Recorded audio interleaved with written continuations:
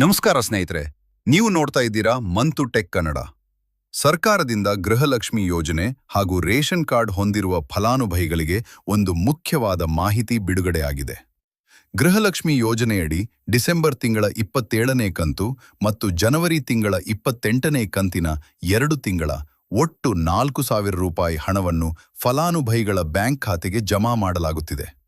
February 23 ಸೋಮವಾರದಿಂದ ಕರ್ನಾಟಕದ 28 ಜಿಲ್ಲೆಗಳ ಅರ್ಹ ಫಲಾನುಭವಿಗಳಿಗೆ ಈ ಹಣ ಜಮಾ ಆಗಲಿದೆ.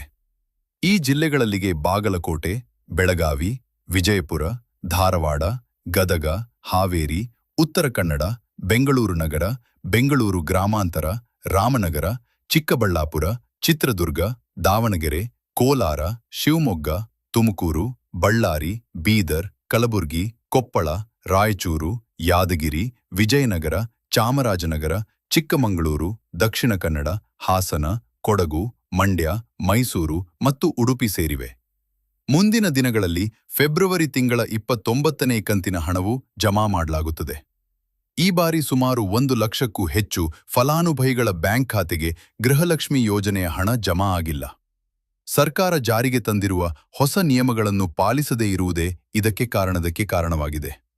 ನಿಯಮಗಳನ್ನು ಪಾಲಿಸದಿದ್ದಲ್ಲಿ ಮುಂದಿನ ಕಂತುಗಳು ರದ್ದು ಆಗುವ ಸಾಧ್ಯತೆಯಿದೆ.